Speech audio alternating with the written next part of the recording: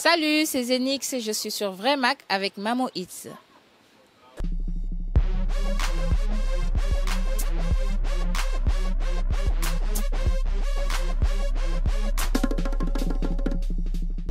Je m'appelle Dieynaba Sidibé, plus connue sous le nom de Zenix LFDM, artiste graffeuse, slameuse, rappeuse, chanteuse, plein de euse, voilà.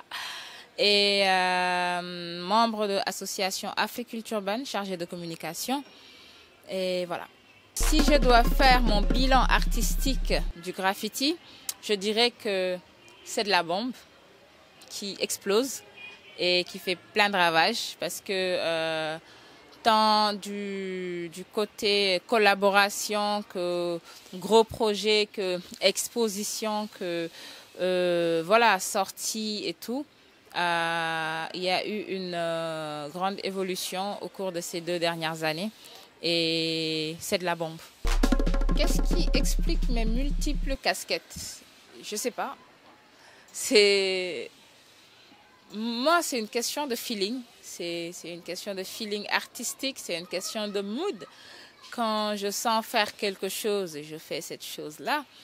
Et je pense que c'est quand même un peu lié parce que nous sommes dans une culture voilà, qui est à part entière où les éléments se rejoignent quelque part.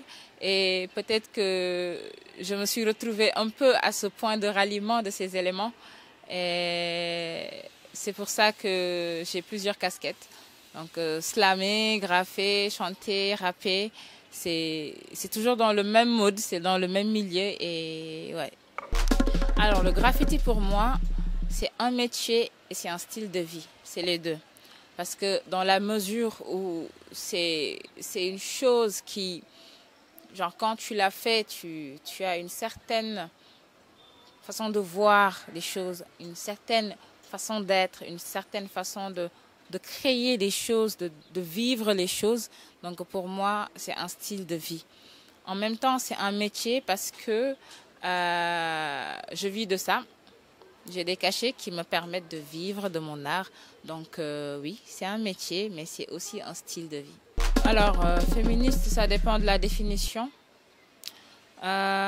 Si c'est avoir des idéologies, si c'est avoir un penchant pour des combats qui sont vrais, qui me tiennent à cœur à l'endroit des femmes, oui. Alors, si je devais être une spécialité sénégalaise, je serais le Mbahalou Saloum. Parce que c'est mon plat préféré. J'ai initié un projet qui s'intitule Graffol, qui est un projet de formation en graffiti pour des jeunes ayant déjà une base en graffiti, en dessin, en peinture, pour les initier à la chose, pour les renforcer, faire un renforcement de capacité. Et suite à ce projet, il y a eu une résidence artistique, donc un appel à projet de l'Institut français auquel j'avais répondu. Voilà, j'avais postulé et voilà, il m'avait retenu.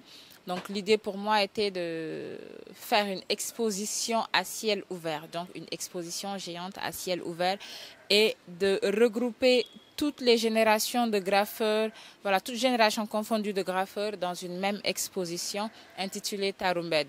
Donc Tarumbed, c'est une exposition qui a pu regrouper des jeunes, comment dire, on va les appeler par moments stagiaires, parfois jeunes artistes, graffeurs qui aspirent à devenir professionnels. Ils ont été regroupés dans des ateliers avec des graffeurs professionnels, des différents crews de graphes qui existent au Sénégal et qui ont pu réaliser une exposition, voilà, sous le thème Joko, connexion. Et c'est ce qu'on trouve sur les murs extérieurs de l'Institut et qu'on va trouver jusqu'au mois d'avril d'ailleurs. Alors, les retours de l'exposition, bon, on a eu des retours positifs, très positifs.